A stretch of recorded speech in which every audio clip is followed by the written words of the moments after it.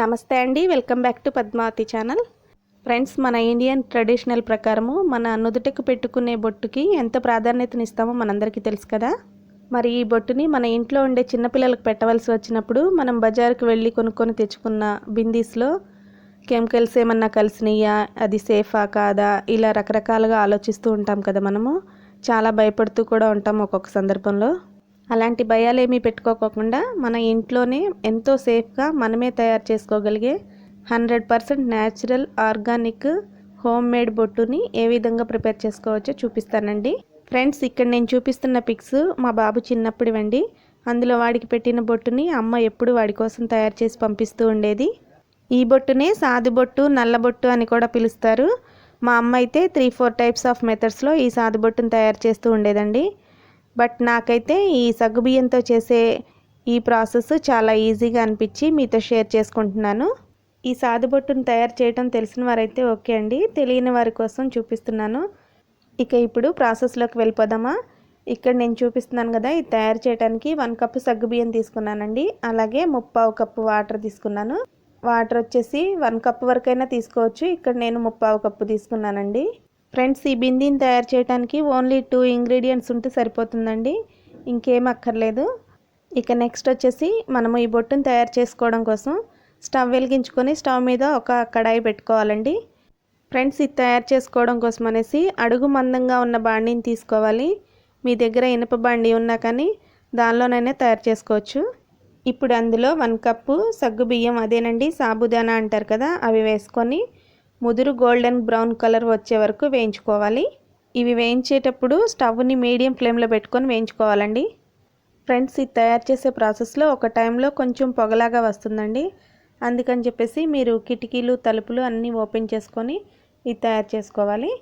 Friends, ఈ సగ్గుబియ్యం వేయించుకునేటప్పుడు సగ్గుబియ్యంలో జిగురు అనేది ఉంటుంది కదా, ఒక ఉండలాగా ఫామ్ అవుతూ బాండీకి అడుగు భాగాన కొంచెం అతుక్కుంటూ ఉంటుంది.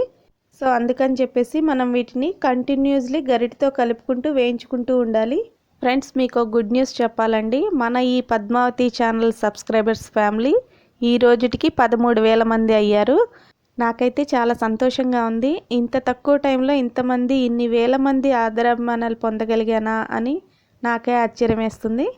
మీ సపోర్టు, మీ ఎంకరేజ్మెంటు ఎప్పుడు ఇలాగే ఉండాలని కోరుకుంటున్నానండి. ఫ్రెండ్స్, ఇక సగ్గుబియ్యం వేగిపోయినాయి కాబట్టి స్టవ్ ఆఫ్ చేసేసుకుందాం. చూడండి, మొత్తం ముదురు గోల్డెన్ బ్రౌన్ కలర్లోకి వచ్చే వరకు ఇలా వేయించుకోవాలి. ఇక వీటిని చల్లార్చుకున్న తర్వాత మిక్సీ జార్లోకి ట్రాన్స్ఫర్ చేసుకొని ఫైన్ పౌడర్ లాగా చేసుకోవాలండి.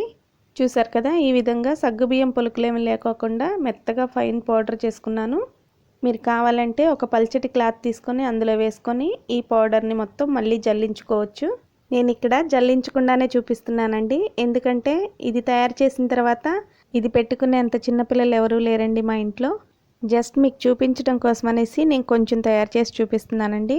ఇక నెక్స్ట్ వచ్చేసి మళ్ళీ స్టవ్ వెలిగించుకొని స్టవ్ మీద కడాయి పెట్టుకున్న తర్వాత అందులో మనం ఇందాక పౌడర్ చేసి ఉంచుకున్నాం కదా సగ్గుబియ్యం పౌడర్, అది వేసేసుకోవాలి. ఇక నెక్స్ట్ వాటర్ వచ్చేసి 3/4 కప్పు వాటర్ వేసుకోవాలి. వాటర్ మొత్తం ఈ సగ్గుబియ్యం పౌడర్లోకి మిక్స్ అయ్యే విధంగా బాగా కలుపుకోవాలండి. చూడండి, ఈ విధంగా కలుపుకుంటూ కింద అడుగు అంటుకోకుండా కలుపుతూనే ఉండాలి. ఒకవేళ ఇందులో కొంచెం వాటర్ మనకు తగ్గినాయి అని అనిపిస్తే స్టార్టింగ్లోనే కొంచెం వాటర్ చిలకరించుకోవాలి. మధ్యలో ఉడుకుతున్నప్పుడు మళ్ళీ వాటర్ మటుకు పోయకూడదండి.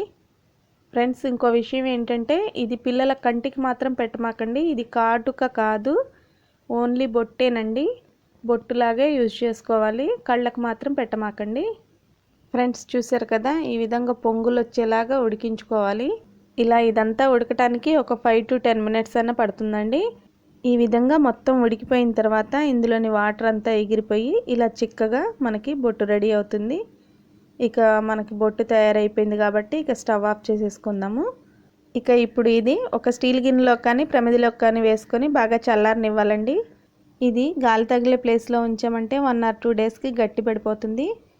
మన బేబీస్కి ఎప్పుడైతే మనం ఈ బొట్టును పెట్టాలని అనుకుంటామో ఇందులో ఒక 2 drops వాటర్ వేసుకొని ఇలా అరగదీస్తే కొంచెం గుజ్జులాగా వస్తుందండి.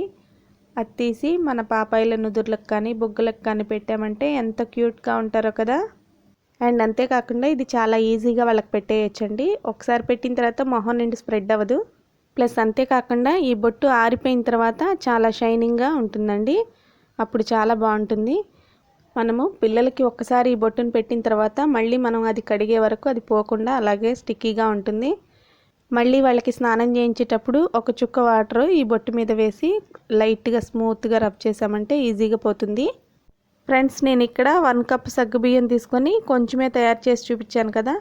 మీరు ఈ బొట్టు కొంచెం ఎక్కువ కావాలనుకునేవారు దీనికి డబల్ క్వాంటిటీతో తీసుకొని తయారు చేసుకోండి. ఇది తయారు చేసిన తర్వాత బాగా చల్లారనివ్వాలండి. చల్లారకుండా దీని మీద మూత పెట్టేసేసామంటే ఫంగస్ వచ్చేస్తుందండి. సో ఫ్రెండ్స్, మనం వాడుకున్న తర్వాత మనం అందులోంచి వాటర్ అంతా వంచేసి బాగా గాలి తగిలే ప్లేస్లో ఉంచుకున్నామంటే 1 ఇయర్ పైనే నిల్వ ఉంటుంది. చూసారు కదా ఫ్రెండ్స్, ఈ బొట్టు ఎంత షైనింగ్గా ఉందో.